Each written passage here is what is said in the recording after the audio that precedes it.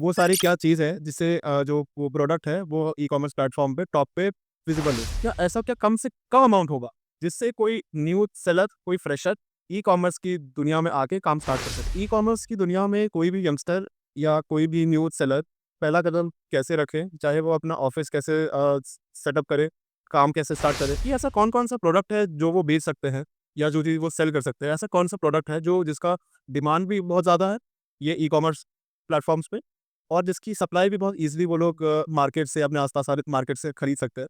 तो ऐसा कुछ 4-5 प्रोडक्ट्स आप प्लीज़ बता दीजिए कि जिसके लिए कोई भी अगर फ्रेशर है या कोई अगर यंगस्टर है जो इस काम में जा रहा है, तो वो उन प्रोडक्ट के साथ स्टार्ट कर सकता है अपने ई-कॉमर्स की दुनिया की जर्नी। कि अनसक्सेसफुल सेलर में और एक सक्सेसफुल सेलर में क्या डिफरेंस है? और वो ऐसी क्या चीज़ें हैं जो एक अनसक्सेसफुल सेलर करके एक सक्सेसफुल सेलर बन सकता है? नमस्कार, मेरा नाम है रोहन सिंह और वेलकम टू माय चैनल जिसका नाम है सेलर नी। आज मेरे सामने मेरे साथ है सत्यम सिंह जो कि मेरे फ्रेंड है और ये भी ई-कॉमर्स का काम स्टार्ट करना चाहते हैं, ई-कॉमर्स के बारे में नॉलेज लेना चाहते हैं। तो इनके कुछ सवालात हैं इस ई-कॉमर्स से रिलेटेड जो कि मेरे से पूछ रहे हैं, तो मैंने सोचा चलो कोई नहीं इस पे एक वीडियो बना लेता हूँ ताकि इनके सवालों के साथ-साथ आप लोगों के सवालों का भी जवाब मिल जाए। अगर इनमें से कोई सवाल आप लोगों के किसी काम आ जाए, तो आपको उस चीज़ से हेल्प मिल सकता है। ठीक है? और वो गलती आप नहीं करके अपने बिज़नेस को और आगे बढ़ा सकते। ठीक है?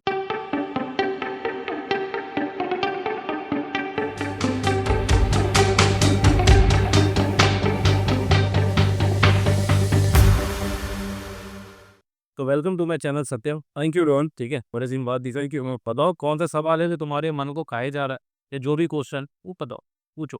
So first of all thank you so much Rohan for inviting me and secondly आजकल जैसे कि रोहन तुम सुन रहे हो कि ई-कॉमर्स की दुनिया एक बहुत बड़ी दुनिया बनते जा रही है एंड काफ़ी यंगस्टर्स का या स्टूडेंट्स का इसमें काफ़ी इंटरेस्ट आ रहा है कि लोग इसके बारे में सीखना चाहते हैं, कुछ समझना चाहते हैं। तो मेरा भी कुछ तुमसे सवाल है। ठीक है रोहन, तो मेरा पहला सवाल आपसे ये है कि अगर ई-कॉमर्स या कोई भी अगर ये शब्द सुनता है ई-कॉमर्स तो ये क्या है?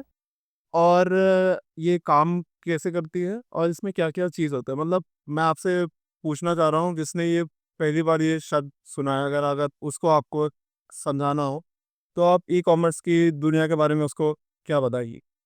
देखो एज़ ए फ्रेशर जिसको नहीं पता इनके बारे में, उनके लिए ये सवाल बहुत ही अच्छा है। ई-कॉमर्स सिंपली उसे कहते हैं जो एक सेलर किसी प्लेटफ़ॉर्म का यूज़ करते हुए या इंटरनेट के माध्यम से किसी प्रोडक्ट को सेल कर रहा हो और कस्टमर तक उसकी डिलीवरी करवा रहा हो, ठीक है?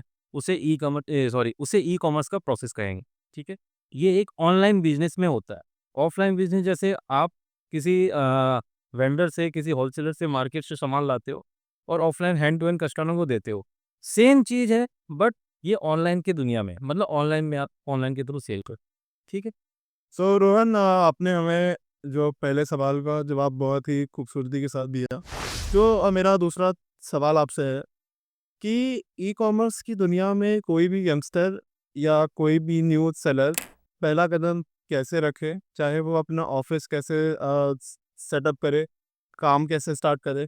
तो थोड़ा-सा आप इसके बारे में बता दीजिए कि क्या फर्स्ट वो इनिशियल स्टेप्स होंगे जिससे काम स्टार्ट हो? देखो ये आपका जो क्वेश्चन है ना, ये कॉमन क्वेश्चन है, कहाँ से स्टार्ट करें, कैसे स्टार्ट करें, ऑफ़िस सेटअप कैसे करें? ये फ्रेशर के लिए ना जो नए बंदे हैं, उनके लिए बहुत ही इम्पोर्टेंट क्वेश्चन है और यही दिमाग को खराब करता रहता है। ठीक है? तो इसका सिंपल सा मैं आंसर देता हूँ, जो कि आपको ईज़िली सिंपल लैंग्वेज में समझ में आ जाए। देखो, सबसे पहले आपको अगर ऑनलाइन का काम स्टार्ट करना है, तो आपको किसी प्लेटफ़ॉर्म की ज़रूरत है, ठीक है? वो प्लेटफ़ॉर्म आज के डेट में ट्रेंडिंग में है अमेज़न, फ्लिपकार्ट और मीशो। ये 3 प्लेटफ़ॉर्म को अगर आप पकड़ते हो, तो आपका चांसेस ज़्यादा बढ़ता है जल्दी ग्रो होने का, ठीक है? ये पहली चीज़। दूसरी चीज़ कि आपको आने से पहले सबसे पहला स्टेप उठाना है कि आपको प्रोडक्ट कौन-सा चूज़ करना है। ये सबसे मेन और इम्पोर्टेंट चीज़ है क्योंकि यही आपकी ग्रोथ को ऊपर ले जाएगा और यही आपके बिज़नेस को लॉस में ले जाएगा, ठीक है? क्योंकि प्रोडक्ट का सिलेक्शन सबसे इम्पोर्टेंट चीज़ होता है, ठीक है? उसके कैटेगरी का सिलेक्शन सबसे इम्पोर्टेंट चीज़ होता है। आपने अगर ये इन चीज़ों को आपने नज़रअंदाज किया, कुछ भी आगे ला के बेच रहे हो, कुछ भी आप सेल कर रहे हो, कस्टमर को पसंद है, नहीं है, आपको वो महँगा पड़ रहा है, वो कई सारी चीज़ें आती हैं जो बाद में आपको फेस करनी पड़ेगी। उससे अच्छा है कि आप प्रोडक्ट से रिलेटेड रिसर्च पहले करो, ठीक है? जब यहाँ से सैटिस्फैक्शन मिल जाए, इसके बाद आप अगले स्टेप पे जाना, ठीक है? प्रोडक्ट रिसर्च के टाइम पे आपको क्या करना है कि आप जिस प्रोडक्ट को ले रहे हो ना, उसके कैटेगरी को देख लो, उस कैटेगरी के मल्टीपल प्रोडक्ट्स को ले लो, ठीक है? अब जैसे फॉर एग्ज़ाम्पल मान लो टूल्स है, फॉर एग्ज़ाम्पल एक चीज़ बता रहा हूँ, टूल्स के अंदर कई सारी चीज़ें होती है, ठीक है? सिर्फ़ स्क्रू ड्राइवर को टूल्स नहीं बोला जाता, मल्टीपल चीज़ें होती है। आप उनको देखो कि आप किन चीज़ों को आप पिक कर सकते हो, क्या आपके नियर बाय है, क्या आप नियर बाय से कॉस्टिंग आपको सस्ती पड़ सकती है, मैन्युफैक्चरर से या होलसेलर से, क्या आप वहाँ से उठा सकते हैं। उस कैटेगरी के मल्टीपल्स आइटम को आप चूज़ करो, ठीक है? उसके बाद आपका जब ये कैटेगरी सिलेक्शन हो जाता है, अगर एक कैटेगरी में आपको 10-15 प्रोडक्ट भी मिल जाते हैं इनिशियल स्टेज पे, तो आपके लिए वो सफिशिएंट है, ठीक है? एक चीज़ कि आपको ट्रेंडिंग प्रोडक्ट पे नहीं जाना फिलहाल। लोग-वाग आज के डेट में क्या करते हैं कि ट्रेंडिंग प्रोडक्ट सब एक-दूसरे से पूछते, भाई ट्रेंडिंग प्रोडक्ट बता दो, क्या ट्रेंडिंग चल रहा है? अरे भाई सारे कैटेगरी में सारा प्रोडक्ट अपने-अपने कैटेगरी में ट्रेंड करता रहता है, ठीक है? किसी के लिए कपड़ों का ऑर्डर ज़्यादा है, तो किसी के लिए जूतों का ऑर्डर ज़्यादा है। किसी के लिए पेंसिल का ऑर्डर ज़्यादा है, तो किसी के लिए नेल पॉलिश का ऑर्डर का ज़्यादा है। तो आप हर चीज़ को आप ट्रेंडिंग नहीं बोल सकते हो ना। ट्रेंडिंग डिज़ाइन होता है। कुछ यूनिक सा जैसे कुछ फैशन के लाइन में ट्रेंडिंग डिज़ाइन होता है मेरे अकॉर्डिंग, ठीक है? बाकी सबका अपना एक्सपीरियंस अलग है। तो ट्रेंडिंग आप डिज़ाइन को मत पिक करो, ट्रेंडिंग प्रोडक्ट के पीछे मत भागो। आप सिंपली देखो कौन-सा प्रोडक्ट आपके नियर बाय किस कैटेगरी का बेहतर मिल सकता है, जिसको आपको परचेज़िंग खरीदना सबसे सस्ता पड़े और उसको सेलिंग में आपका प्रॉफ़िट मार्जिन अच्छा बन सके। ठीक है? ये सबसे पहला चीज़। दूसरी चीज़ कि जो कैटेगरी आप चूज़ कर रहे हो ना, उस कैटेगरी का सेलिंग प्राइस भी आप साथ में देखो कि आप जो चूज़ करोगे, मान लो एक बच्चे का स्टडी टेबल है, एग्ज़ाम्पल बता रहा हूँ।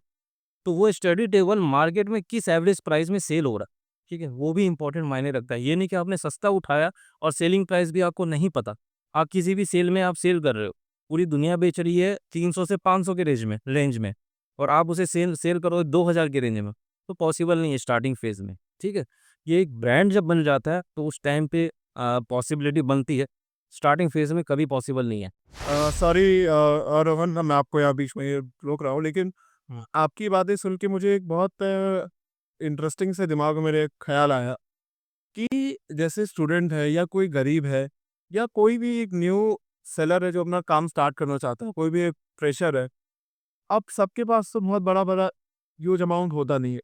तो आप मुझे ये बता दीजिए कि ऐसा क्या गोल्डन अमाउंट, क्या ऐसा क्या कम से कम अमाउंट होगा, जिससे कोई न्यू सेलर, कोई फ्रेशर ई-कॉमर्स की दुनिया में आके काम स्टार्ट कर सके? हाँ। क्या वो मिनिमम अमाउंट है? ठीक है। ये सवाल सबसे इम्पोर्टेंट और कॉमन क्वेश्चन है। ये हर किसी के माइंड में स्टार्टिंग फेज़ में आता ही आता है कि कितना इन्वेस्टमेंट होना चाहिए। इसका सिंपल सा एक लाइन में मैं आंसर दे रहा हूँ। देखो, अगर तुम्हारे पे कोई भी फाइनेंशियल रिस्पॉन्सिबिलिटी होती है ना, मतलब आप घर चलाते हो, फैमिली को देखते हो, मदर, फादर, वाइफ, बच्चे जो जो भी है, अगर उनके खर्चे अगर आपके डिपेंडेंसी है और उनकी डिपेंडेंसी आप पे है, तो आपका इनिशियल जो है ना वो लाखों में बदल जाता है। कम से कम 2-3 लाख, 4 लाख या मिनिमम 5 लाख तो आप मान के चलो, ठीक है? जहाँ से आप स्टार्ट कर सकते हो। अब यहाँ पे कुछ लोग हैं जो बोलते हैं 10,000 में, 5,000 में, 20,000 में, 50,000 में मैंने स्टार्ट करा। करने वाले करते हैं, नो डाउट और कर भी सकते हो। तो अगर आप पे वो रिस्पॉन्सिबिलिटीज़ नहीं है ना, मतलब खर्चा कोई देने का ज़रूरत नहीं है ना या एज़ अ पार्ट टाइम आप स्टार्ट करना चाहते हो, तो आप 10,000 20,000 से स्टार्ट कर सकते हो।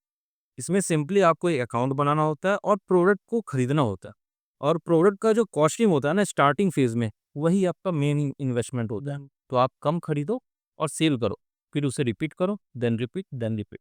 ठीक है, नाइस, नाइस। तो रोहन, आपने अभी जैसे कि ये बताया, इससे मेरे दिमाग में एक और आ रहा है सवाल कि अगर कोई फ्रेशर जिसको ई-कॉमर्स का काम स्टार्ट करना है, तो क्या वो कोई नया ऑफ़िस का स्पेस ले या वो ये काम अपने घर से भी स्टार्ट कर सकता है? क्योंकि सबका वैसा घर उतना बड़ा होता नहीं है, या और भी कुछ डिफ़िकल्टीज़ आती है कि घर में कुछ लोग रहते हैं, और बाहर में अगर वो ऑफ़िस स्पेस लेगा तो स्टार्टिंग में अगर उसके पास उतने पैसे हैं नहीं, तो क्या वो ऑफ़िस स्पेस रेंट पे ले सकेगा, नहीं ले सकेगा? तो एज़ अ फ्रेशर के मन में ये हमेशा कन्फ्यूज़न टाइप्स रहता है। तो इसमें आप क्या समझते हैं और आप क्या हमारे फ्रेशर को सजेशन देना चाहेंगे इस पे? देखो ये सवाल भी एक बहुत ही अच्छा सवाल है और ये भी कॉमन सवाल है, ठीक है? इसका भी आंसर मैं दे देता हूँ। हुँ, देखो, इनिशियल स्टेज पे ना स्पेस ज़्यादा स्पेस की रिक्वायरमेंट नहीं है, क्योंकि जो सेलर इनरोल करता है सेल करने के लिए, मतलब बिज़नेस स्टार्ट करने के लिए, उसके पास कोई 1000 ऑर्डर नहीं आने वाली, ना 500 ऑर्डर आने वाले, ना 100 ऑर्डर आने वाले स्टार्टिंग फेज़ में। तो आपको 2-4 ऑर्डर, 10 ऑर्डर, 20 ऑर्डर जो भी आते हैं, उनके लिए एक 10 बाय 10 का स्पेस भी सफिशिएंट है। अगर आपके घर में अगर इतना स्पेस बच रहा है, उसमें लैपटॉप रखने की जगह है, पैक करने की जगह है, तो आप उसमें ईज़िली स्टार्ट कर सकते हो। ये उनके लिए है जिनके पास बजट कम है और जो बिल्कुल ही फ्रेशर है, ठीक है? लेकिन अगर आपके पास बजट ठीक-ठाक है, इन्वेस्टमेंट ठीक है और आप फ्रेशर नहीं है, कुछ नॉलेज है आपको, थोड़ा बहुत एक्सपीरियंस है, चाहे जो भी हो, आपको ऑफ़िस लेना चाहिए, ये मेरी तरफ से एक सजेशन रहेगी। ठीक है? रोहन, तो मेरा आपसे अगला सवाल ये रहेगा कि कोई फ्रेशर या कोई यंगस्टर अगर ई-कॉमर्स का काम स्टार्ट कर रहा है, हुँ। तो उसको इनिशियली कुछ क्या ऐसी इम्पोर्टेंट चीज़ें हैं जो उसको खरीदनी चाहिए या जो उसको खरीदनी पड़ेगी? एंड उसको खरीदने के लिए उसका कितना कॉस्टिंग बैठेगा या उसको कितने पैसे का रिक्वायरमेंट होगा? ठीक है। ये भी बहुत ही अच्छा सवाल है और ये कॉमन सवाल है, ठीक है? इसका भी आंसर मैं आपको बता देता हूँ। देखो स्टार्टिंग फ़ेज़ में ना आपको ज़्यादा चीज़ों की रिक्वायरमेंट नहीं है, तो एक 2-4 चीज़ें हैं जो कॉमन है और जो मैंडेटरी है, इसके बिना आप काम आज के डेट में नहीं कर सकते, ठीक है? सबसे पहला इंटरनेट जो हर घरों में पाया जाता है, ये तो कॉमन है, हर फ़ोन में पाया जाता है, ठीक है? अगर वाईफ़ाई लगा लो, तो ज़्यादा बेटर रहेगा क्योंकि वाईफ़ाई एक अच्छा नेटवर्क प्रोवाइड करता है। दूसरी चीज़ आपके पास एक लैपटॉप और या डेस्कटॉप होना चाहिए। ये घर में अगर ऑलरेडी अवेलेबल है तो और प्लस पॉइंट यहाँ भी आपके पैसे सेव हो, ठीक है?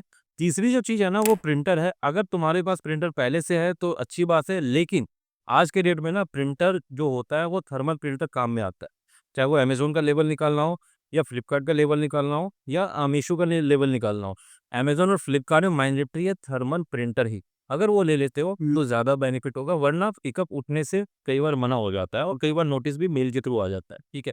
इसके बाद है पैकेजिंग मटेरियल का। पैकेजिंग मटेरियल क्या-क्या चाहिए वो प्रोडक्ट के अकॉर्डिंग सेलेक्ट होता है। क्या साइज़ है उसका क्या वेट है उसके अकॉर्डिंग वो सेट होता है। और इसके लिए मैंने एक सेपरेट वीडियो बना रखा है, आप चाहो तो आप लोग आई बटन में भी देख सकते हो। वैसे नॉर्मली शॉर्ट में बता दूँ, कुछ पैकेजिंग आपको खरीदनी पड़ेगी। पॉली बैग हो गया, ट्रांसपेरेंट बैग हो गया, कूरियर बैग हो गया, कटर हो गए, डिस्पेंसर हो गए, टेप डिस्पेंसर हो गए, ये सारी चीज़ें हैं जो इनिशियल स्टेज में, इनिशियल क्या खरीदना ही खरीदना है। क्योंकि आप प्रोडक्ट का अगर कोई भी ऑर्डर आता है पैक करके कैसे भेजोगे? तो बैग पॉली बैग, ठीक है? डिस्पेंसर, टेप, कटर, ये सारी चीज़ें स्टार्टिंग फेज़ में आपको रिक्वायर्ड होगी ही होगी, ठीक है? तो आपका सिस्टम हो गया, सिस्टम मतलब लैपटॉप या डेस्कटॉप हो गए, प्रिंटर हो गया, वाईफ़ाई हो गया, पैकेजिंग मटेरियल हो गया। अब अगला जो होगा टेबल और चेयर, ये आपकी मर्ज़ी है। स्टार्टिंग फ़ेज़ में अगर आपको बजट है, तो आप लेके आप डाल सकते हो, नहीं तो आप नीचे में भी आप काम कर सकते हो। देखो मैं बहुत ही लोएस्ट में बता रहा हूँ, जिनके पास बहुत ही कम बजट है उनके लिए मैं बता रहा हूँ। अगर आपके पास थोड़ा बजट है तो टेबल चेयर तो चाहिए ही चाहिए, ठीक है? ये सारी चीज़ें स्टार्टिंग फ़ेज़ में बहुत रिक्वायर्ड है। अब इनकी कॉस्टिंग कितनी आती है, वो भी मैं आपको बता देता हूँ। इनकी जो कॉस्टिंग है, देखो सिस्टम मतलब डेस्कटॉप और लैपटॉप अगर ऑलरेडी है, तो अच्छी बात है, अगर नहीं है, तो सेकंड हैंड ले सकते हो। नए में तो देखो पैसे ज़्यादा लग जाएँगे, तो आप चाहोगे तो सेकंड हैंड ले सकते हो। 8-10 हज़ार में लैपटॉप मिल जाता है, 12-13 हज़ार तक जाता है, 14 हज़ार तक जाता है सेकंड हैंड में। आप चाहो वो सही लैपटॉप होते, वो भी कहीं से भी आप उठा सकते। डेस्कटॉप है, डेस्कटॉप का भी आपको 7-8 हज़ार 10 हज़ार तक के रेंज में ठीक-ठाक अच्छा खासा मिल जाए। वो आपका एक कॉस्टिंग हो गया। अब प्रिंटर का कॉस्टिंग, प्रिंटर आपको नया प्रिंटर अगर थर्मल प्रिंटर लेते हो ना, जो कॉमन चलता है, उस मॉडल का प्राइस जो है वो लगभग 10 से 12 हज़ार के आसपास का रहता है, ठीक है? इसके बाद अगर उससे सस्ते में जाओगे तो 6-7 हज़ार के आसपास का भी थर्मल प्रिंटर मिल जाता है, जो कि बारकोड आराम से निकाल के दे देता है। बारकोड जो स्लिप होता है, बिलिंग होता है, वो आपको निकाल के दे देगा और पैकेट के ऊपर चिपका के भेज सकते, ठीक है? तीसरा जो होता है, वो टेबल चेयर का ऑप्शनल है। ये आप चाहो तो लगाओ, ना चाहो तो मत लगाओ। ये आपकी मर्ज़ी है, ठीक है? कॉस्टिंग अगर लगाओगे तो ऐड होगा, नहीं लगाओगे तो नहीं होगा। चौथी चीज़ वाई-फाई, वाई-फाई का प्लान सबको पता है। घर में अगर आज वाई-फाई लगाते हो तो एक एवरेज कॉस्टिंग आती है ₹500 का, जो हर मंथ आता है। वो आप चार्ज हर महीने का पे होता है, वो पे करो और यूज़ करो। तो ये स्टार्टिंग फेज़ के कुछ रिक्वायर्ड इक्विपमेंट होते हैं और प्लस इनकी कॉस्टिंग होती है जो मैंने आपको बता दिया।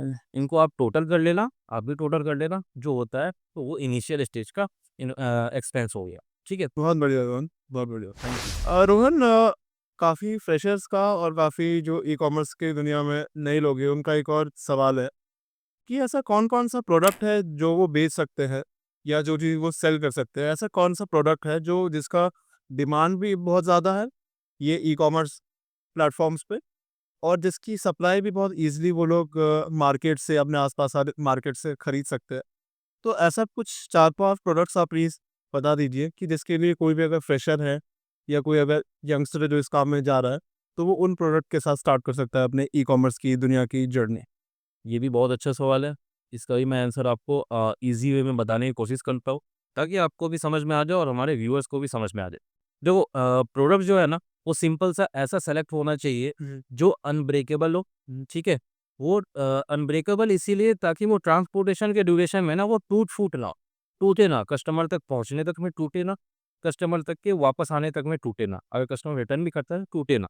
ये मैं इसीलिए बता रहा हूँ ताकि आपको ज़्यादा नुकसान ना हो, क्योंकि आप अभी इनिशियल फ़ेज़ में हो, ठीक है? आप अगर अनब्रेकेबल आइटम को चूज़ करते हो ना, कैटेगरी कोई भी प्रोडक्ट को चूज़ करते हो ना, तो इससे बेनिफिट आपका ही है।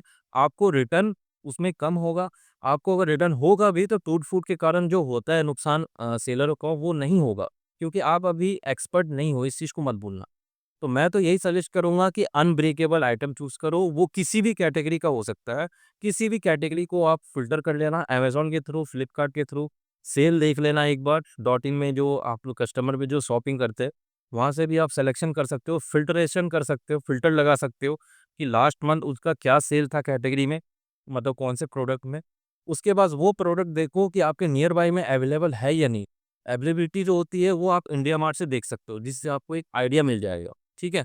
अब इंडिया मार्ट के थ्रू आप ले सकते हो, या उससे डायरेक्ट अगर नियर बाई है, तो आप डायरेक्ट वेंडर के पास जाके या मैन्युफैक्चरर के पास जाके या होलसेलर के पास जाके उस प्रोडक्ट को और थोड़ा बार्गेन करके आप वहाँ से प्रोडक्ट परचेज़ कर सकते हैं। ठीक है? अब आपने पूछा था डिमांड ज़्यादा हो, तो देखो डिमांड ज़्यादा, मैंने जैसे स्टार्टिंग में ही बताया, हर कैटेगरी के हर प्रोडक्ट का कुछ ना कुछ डिमांड ज़्यादा हमेशा रहता ही रहता है। ठीक है? तो इसके लिए मैं आपको एक चीज़ बताता हूँ कि आपको वो प्रोडक्ट पहले चूज़ करना चाहिए जो हमेशा जल्दी ख़त्म हो जाए या ख़राब हो जाए, या मतलब उसका ड्यूरेशन जो लाइफ़ लॉन्ग है ना, वो थोड़ा शॉर्ट हो। ठीक है? ताकि वो कस्टमर जो है ना रीऑर्डर आपके पास कर सके। ठीक है? तो इसके लिए मैं एक एग्ज़ाम्पल बताता हूँ जिसके जिसके कारण ना आपको सिंपली पूरा माइंड में फिट हो जाएगा कि आपको कौन-सा प्रोडक्ट उठाना चाहिए स्टार्टिंग फ़ेज़, ठीक है? देखो, एक होता है आपको बच्चों का जो स्केल होता है ना, स्केल समझते हो ना? जो जिससे मेज़रमेंट करते हैं, जी स्टील का, जी ठीक है? हम लोग के टाइम के इंची की भी इंची कहते थे उसे, इंच स्टील का होता है। एक वो चीज़ हो गया और एक पेंसिल हो गया, ठीक है? अब अगर मान लो आप इंची जो है वो सेल कर रहे हैं, वो स्टील का जो इंची होता है वो अगर आप सेल कर रहे हैं और आप एक तरफ पेंसिल भी सेल कर रहे हो, तो आपको क्या लगता है दोनों में से किसका ऑर्डर ज़्यादा आएगा? सोच के देखो। पेंसिल का शायद, क्योंकि क्यों आएगा? स्टील का तो उतना लोगों को रिक्वायरमेंट होगा ही नहीं, कभी ये टूटेगा ही नहीं कभी, और पेंसिल तो एक बार खत्म हो ही जा। खत्म होता है, जी। खत्म छिलने पे बच्चे खराब करते ही खत्म होगा ही होगा, तो इनके ऑर्डर ज़्यादा आने के चांसेस है। और अगर सील नहीं हो रही, चील वाला है वो जल्दी टूटता नहीं है। हुँ। अगर वो सिलेक्शन होता है तो कस्टमर खरीदेगा और वो सालों साल हो सकता है उसका छोटा भाई यूज़ करे। बच्चे अगर छोटे बच्चे हैं, 2 बच्चे घर में 3 बच्चे हैं, तो उसके पूरे जनरेशन सेट हो जाता है। मतलब सॉरी जनरेशन नहीं, मतलब 2-3 जो बच्चे हैं सारे यूज़ कर सकते हैं एक ही पेंसिल को। ऐसा देखा जाता है ज़्यादातर। तो मैंने एक सिंपल सा एग्ज़ाम्पल बताया है पेंसिल और इंच को लेके, तो आपको मेरे हिसाब से समझ में आ गया होगा कि कौन-सा प्रोडक्ट का सिलेक्शन करना चाहिए। ठीक है? अब देखो आपका जो एक सवाल और था साथ में कि कौन-सा वो 4-5 प्रोडक्ट होगा जो हम सेल कर सकते हैं। तो इसका मैं एग्ज़ैक्टली प्रोडक्ट का नाम नहीं बताऊँगा, क्योंकि कोई वही प्रोडक्ट कोई सेलर अच्छा सेल करेगा तो उसी प्रोडक्ट में किसी सेलर का नुकसान होगा। तो सिंपल सा मैंने जो क्राइटेरिया बताया ना, जो रीऑर्डर का और जो मतलब इंची और जो पेंसिल का एग्ज़ाम्पल बताया ना, उस कैटेगरी में अगर जो प्रोडक्ट फिट बैठता है, चाहे वो किसी भी कैटेगरी का हो, वो आप चूज़ कर सकते हो। साथ में एक क्राइटेरिया और है कि उसका डायमेंशन और प्लस वेट वो कम होना चाहिए, छोटा होना चाहिए। वो 500 ग्राम के अंदर होना चाहिए। तो इसमें बेनिफिट आपका ही है। ठीक है? 2 क्राइटेरिया बता दिया। तीसरा जो होना चाहिए वो आपको बहुत ही सस्ता प्रोडक्ट होना चाहिए, मतलब इसकी जो कॉस्टिंग है आपको भी बहुत सस्ती पड़े और अगले को परचेज़िंग में भी सस्ती पड़े। क्योंकि आप अगर ऑनलाइन ई-कॉमर्स का आप अगर डेटा सेट निकालोगे ना, तो सबसे ज़्यादा सेलर और सबसे ज़्यादा ऑर्डर और सबसे ज़्यादा बायर आपको अंडर 500 के मिलेंगे। अच्छा, ठीक है? 500 के अंदर के प्रोडक्ट को आप जो भी सेल करोगे, जितने कम में जाओगे उतना आपका ऑर्डर बढ़ना स्टार्ट होता है। ठीक है? उतने ज़्यादा ऑर्डर आने के चांसेस होते हैं। आप 500 पार करते जाओ, आपके ऑर्डर का थोड़ा-थोड़ा डाउन होना स्टार्ट हो जाएगा। मतलब अगर डेटा शीट निकालोगे तो दोनों में डिफरेंशिएशन आपको दिखेगा। 500 के ऑर्डर का लिस्ट और आपको 1000, 2000, 3000 के प्रोडक्ट का ऑर्डर का लिस्ट, दोनों में बहुत फ़र्क। जी, तो ये 3 क्राइटेरिया आप फ़ॉलो करो। कौन-कौन सा मैं रिपीट कर दे रहा हूँ। तो पहला जो था वो था ऑर्डरेबल, मतलब रीयूजेबल कह सकते हैं उसे, जो कस्टमर बार-बार उसे रिपीट कर सके ऑर्डर को। ठीक है? दूसरा, आपका वेट और डायमेंशन 500 ग्राम के अंदर होना चाहिए। और इसमें एक चीज़ और है, वेट और डायमेंशन सिर्फ़ ऐसा नहीं, वेट और डायमेंशन वॉल्यूमेट्रिक वेट भी आपका 500 ग्राम के अंदर होना चाहिए। ये चीज़ आप ज़रूर ध्यान देना। तीसरा, अनब्रेकेबल आइटम होना चाहिए, जो ट्रांसपोर्टेशन की ड्यूरेशन में टूट-फूट ना हो। चौथा, उसका प्राइस रेंज जो है वो अंडर 500 का होना चाहिए। चाहे वो 50 का हो, 100 का हो, 200 का हो, 300 का, 500 के अंदर होना चाहिए। जी।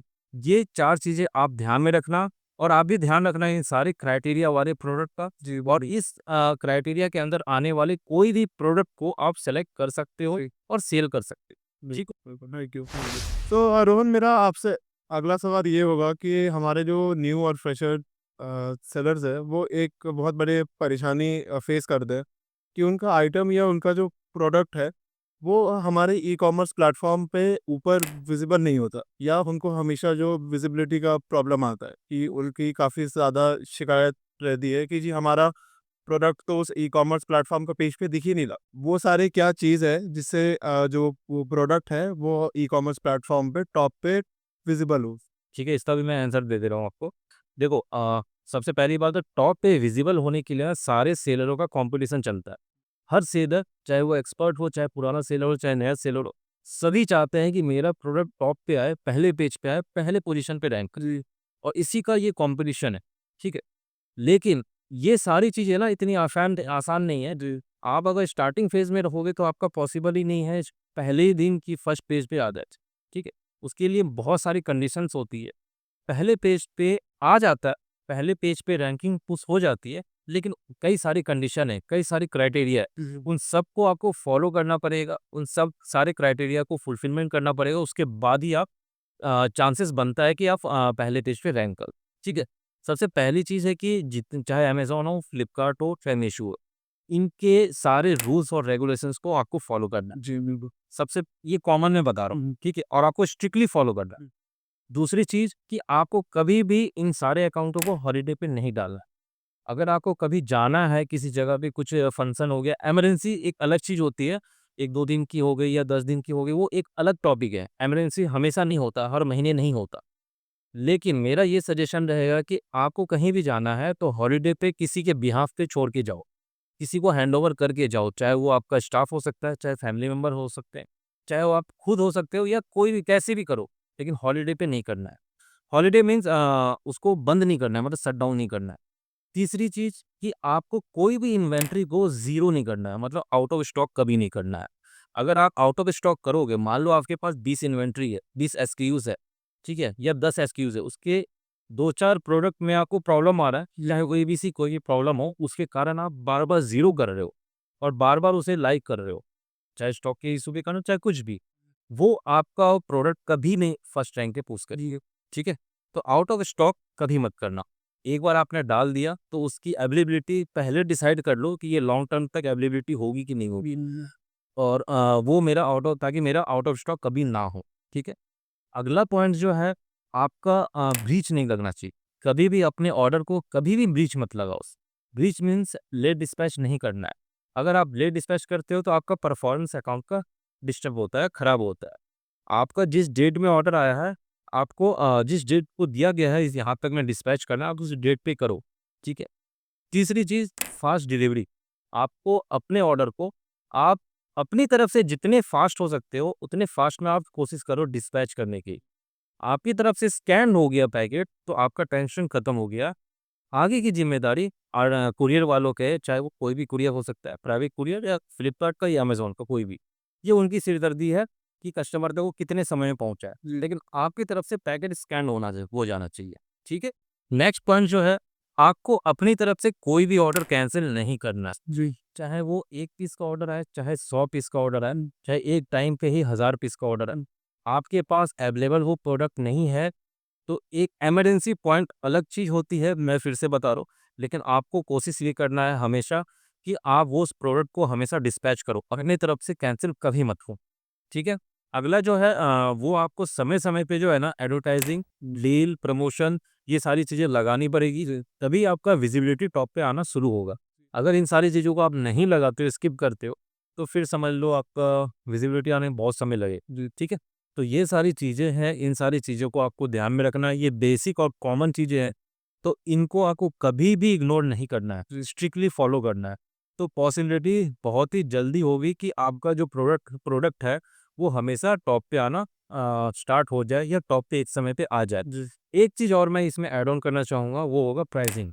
प्राइसिंग जो है हमेशा कॉम्पिटिटिव रखना है, सबसे लोएस्ट नहीं, सबसे हाईएस्ट नहीं, कॉम्पिटिटिव प्राइस, ताकि उस प्राइस के आसपास में आपका प्रोडक्ट आसानी से सेल हो सके, ठीक है? रोहन, मेरा एक और कन्फ्यूज़न है कि जो हमारे न्यू सेलर्स होते हैं या जो हमारे फ्रेशर्स हैं, वो अक्सर ये फेस करते हैं कि जो वो पैकेट जो वो भेजते हैं या जो वो डिलीवर करवाते हैं, वो वापस उनके पास रिटर्न में आ जाता है। और ये प्रॉब्लम धीरे-धीरे बहुत बढ़ रहा है और वो बिल्कुल नहीं समझ पा रहे हैं कि इसको कैसे टैकल किया जाए और इस सॉल्यूशन से कैसे बाहर निकला जाए। ये भी बहुत अच्छा सवाल है जी। और यही डिसाइड करता है आपके प्रॉफिट और ग्रोथ को, ठीक है? क्योंकि आपके अगर रिटर्न रेशियो ज़्यादा होंगे ना, तो ऑब्वियस सी बात है आपका प्रॉफिट मार्जिन वहाँ खत्म। जी। मतलब वो एक तरह से एक टैंक के माइनस में जाना शुरू हो जाएगा। हुँ। इसको कंट्रोल करने के लिए सिंपल सा मैंने जो स्टार्टिंग में स्टेप बताया था, जो सजेशन दिया था, अनब्रेकेबल आइटम बट सस्ता आइटम प्लस 500 ग्राम के अंदर का आइटम। ये क्राइटेरिया पहली स्टेप में आप फॉलो करो, जी। ठीक है? दूसरी चीज़ है कि आपको रेट से कॉम्पिटिशन कभी नहीं लेना है। हुँ। दुनिया अगर आप मान लो ₹200 का सेल कर रही है, आप बोलोगे 180 का सेल करूँगा तो मेरे ऑर्डर ज़्यादा आ जाएँगे, तो ऐसा कुछ नहीं होता, ऐसा सिर्फ़ मीशो पे होता है। अमेज़न, फ्लिपकार्ट पे ऐसा नहीं होता है। सेम प्रोडक्ट प्रोडक्ट को कोई ना कोई सेलर 300 का सेल कर रहा होगा, उसकी अच्छी सेलिंग होगी। तो मैंने इसीलिए थोड़ी देर पहले भी बताया था प्राइस का कॉम्पिटिटिव प्राइस रखना है, ना कि लोएस्ट प्राइस रखना है। अगर आपने लोएस्ट रखा, तो सबसे पहली चीज़ होगी कि आपके पास वो लोअर कस्टमर ही आएँगे, जिनको सिर्फ़ और सिर्फ़ प्राइस से मतलब है। जी। वो प्राइस कॉन्शियस रहते हैं, उनको अगर ₹1 भी सस्ता पड़ेगा ना, तो आपके ऑर्डर को परचेज़ करेंगे। लेकिन उनको क्वालिटी से कोई मतलब नहीं है, उनको चीज़ों से कोई मतलब नहीं होता है। वो छोटी-छोटी चीज़ों के लिए वो लोग कई बार ऐसे भी होते हैं, सारे कस्टमर को मैं दोष नहीं दे रहा। लेकिन कई कस्टमर ऐसे होते हैं, सस्ते प्रोडक्ट को उठाते हैं और मज़े-मज़े में ऑर्डर करते हैं और आने के बाद मज़े-मज़े में वापस कर देते हैं। कई बार डिफरेंट आइटम भी सेल कर। तो अब यहाँ से एक मैं आपको टिप्स बता रहा हूँ, टिप्स आप समझ सकते हो। जी। अगर आप कॉम्पिटिटिव या थोड़ा-सा हायर प्राइस रखते हो ना, जी।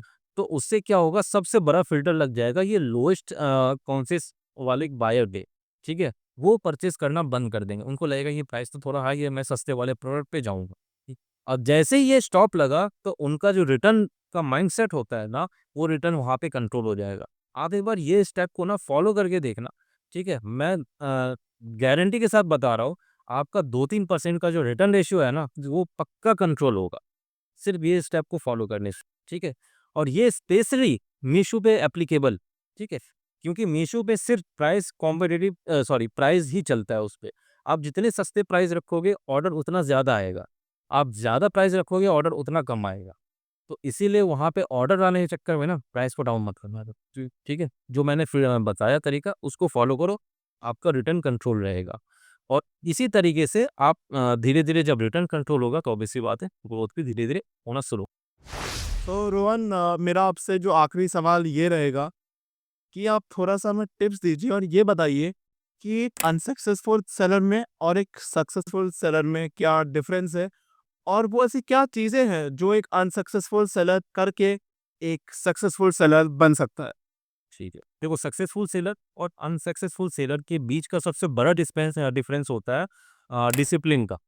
अगर जो बंदा डिसिप्लिन को फ़ॉलो कर रहा है ना, डिसिप्लिन से वो सब कुछ फ़ॉलो करते हुए अपने ऑर्डर को भेज रहा है जी। और जो मैंने स्टेप्स बताए हैं, जो फ़ॉलो बताए, रूल्स एंड रेगुलेशंस बताएँ, जो सबके लिए कॉमन है, मेरे लिए स्पेशली नहीं आपके लिए स्पेशली नहीं है, सारे सेलर्स के लिए कॉमन है। चाहे वो छोटा सेलर हो, चाहे वो करोड़ों का सेलर हो, और रूल्स एंड रेगुलेशंस कॉमन। अगर डिसिप्लिन के साथ अगर अकाउंट को मैनेज कर रहे हो, तो आप एक टाइम पे आके सक्सेसफुल बनोगे ही बनोगे, हुँ। ठीक है? इसको कोई नहीं रोक सकता। जी। लेकिन आप में जिस दिन डिसिप्लिन की कमी आ गई ना या ढीलापन आ गया, आप उस दिन से आप समझ लो आप बस तैरोगे, किसी जगह पे पहुँचोगे नहीं। नदी किनारे पे नहीं पहुँचोगे, नदी में बस तैरोगे और डोलते रहोगे। जी, ठीक है? यही एक सबसे बड़ा इसका आंसर होगा। मेरे अकॉर्डिंग इससे ज़्यादा कुछ नहीं हो सकता। जी। सो अगर इस हमारे कन्वर्सेशन से आपको कुछ हेल्प मिली या अगर आपका कोई सवाल इसमें हल हुआ, तो कृपया अपने थॉट्स को कमेंट बॉक्स में लिखिए, कमेंट बॉक्स आप सभी के लिए है। और मैं आखिरी में फिर से एक बार हमारे रोहन का बहुत-बहुत धन्यवाद करता हूँ and thank you so much Rohan. हमारी बातों के थ्रू जो आपका कोई भी सवाल का आंसर आपको मिला है, तो इसके लिए आप ज़रूर एक बार कमेंट में लिखें कि आपका कौन-सा सवाल ऐसा था मन में चल रहा था जिसका जवाब आपको वीडियो देखने से मिल गया। इससे हमें भी थोड़ा मोटिवेशन मिलेगा ताकि हमारे मेहनत का जो रिज़ल्ट है वो एक्चुअल में हो रहा है या नहीं हो रहा है, वो हमें भी पता चलेगा। और साथ में अगर इसके अलावा भी आपके मन में कोई सवाल हो, तो आप फ्रीली कभी भी कमेंट बॉक्स में आप पूछ सकते हैं। मैं हमेशा कोशिश करूँगा कि इस सवाल का आपके सवाल का जल्द से जल्द आंसर दूँ ताकि आपका ही वहाँ पे क्वेरी सॉल्व हो सके, ठीक है? अगर ये आपको वीडियो अच्छी लगी ना तो आप प्लीज़ चैनल को लाइक कर देना, सब्सक्राइब कर देना और बेल आइकन को ज़रूर प्रेस करना, ठीक है? और अगर आप इंस्टा पे देख रहे हो तो उस पे या फेसबुक पे देख रहे हो तो उस पे आप फॉलो ज़रूर कर लेना। इससे क्या होगा मुझे मोटिवेशन मिलेगा नेक्स्ट वीडियो डालने के लिए और मेरे नेक्स्ट वीडियो डालते ही आपको नोटिफ़िकेशन मिलेगा, जिससे आपके भी किसी क्वेरी या किसी सवाल का शायद अगले वीडियो में जवाब मिल सके, ठीक है? And thank you so much. Please share your lovely thoughts in comments and thank you so much Rohan. Thank you. Yeah.